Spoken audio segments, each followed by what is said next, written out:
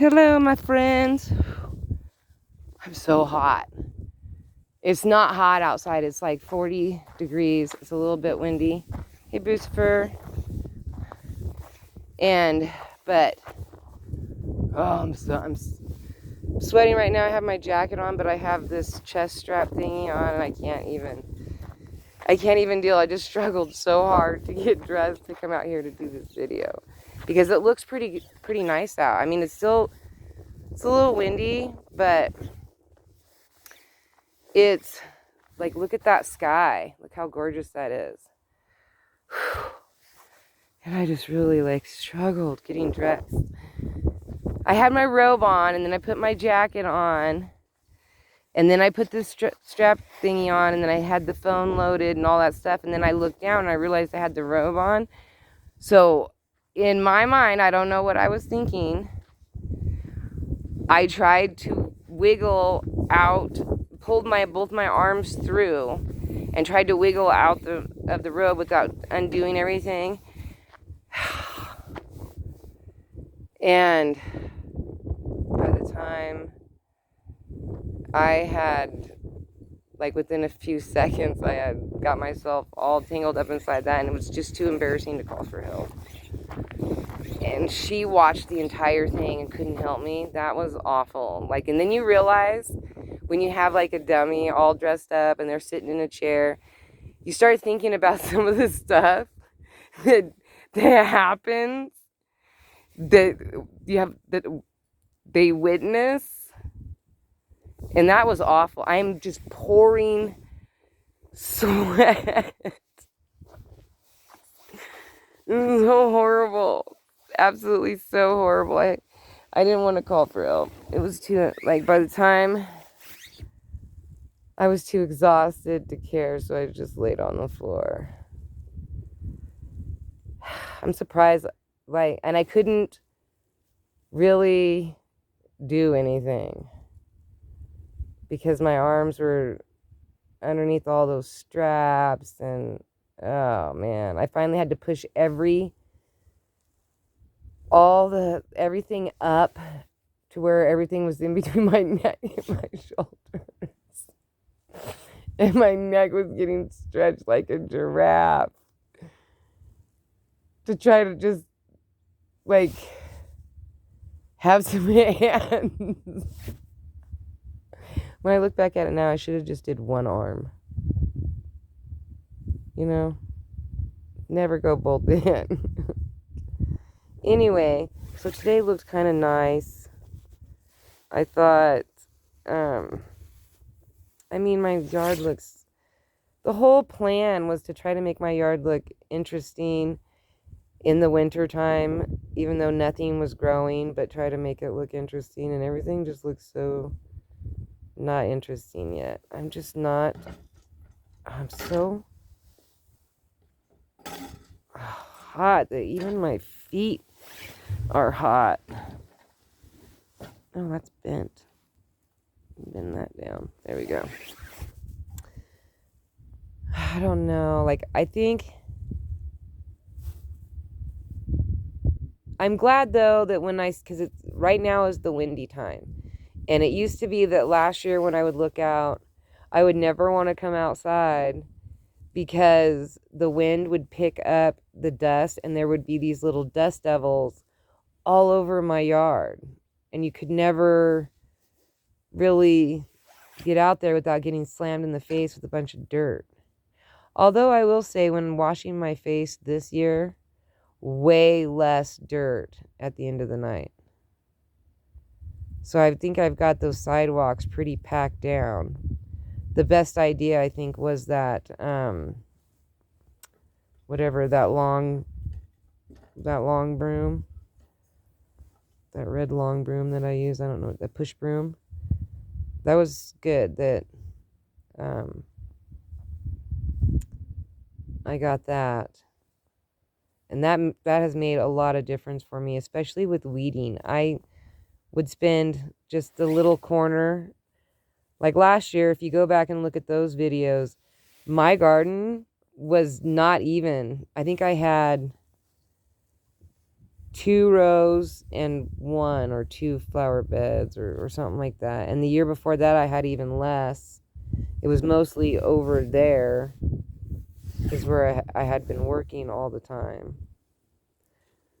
But then I kind of went gung-ho this year and decided, okay, I need to figure out how big I was actually going to make the garden, because I didn't really start out with thinking about how big I wanted it. I knew it was going to be good size.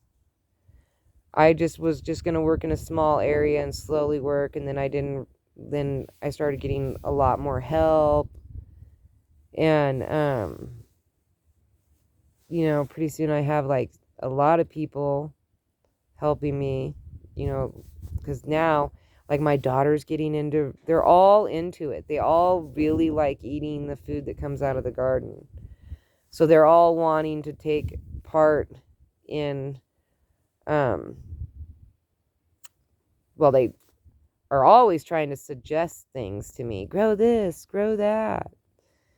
And so then I started telling them, if you want it, you grow it.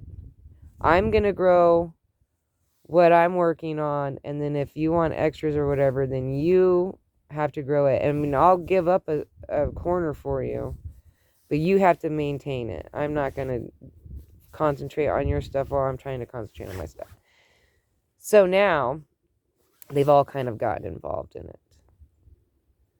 So now I'm like, I want to hurry up and make it convenient. In the spring, it's really hard to weed out here because it gets really windy then too. And it kicks up the dust. And let me tell you what, the weeds are crazy. And I don't want to, like, all this gravel area right here is just weeds. I weed this all back. Well, I get kids to help me and family members and stuff, and we slowly work at it. And it usually takes me a month. A whole month. Because I got to get them in the right mind frame and, like, really encourage them to do it, because it gets windy and it's not exactly warm out. But it takes me about a month to get this all. You'll see come April, May, June. Those months are when I'm doing a lot of pulling out weeds and stuff. But as far as on the sidewalks, I don't get a lot of weeds on the sidewalks because of that push broom. It just pops the weeds right out. It keeps them from really being able to take root. And you can't really sweep the gravel. And I don't want to use chemicals.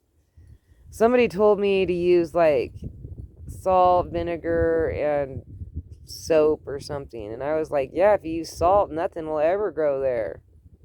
Which is fine. But the problem with that is everything changes all the time. And when you put salt, like, then you can't change the idea of something, because then it's just too much salt. And it's already sandy soil.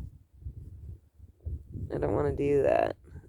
So it's just easier for me to pluck the weeds out. And each year, I get less and less weeds.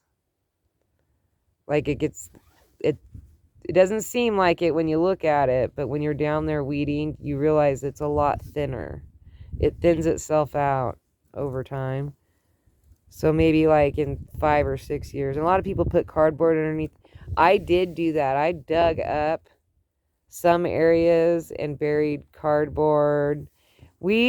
How weeds happen, they spread through, is the wind. The wind carries seeds, and then it grows on top of the cardboard. Yeah, they don't go very deep, but you're still plucking weeds out.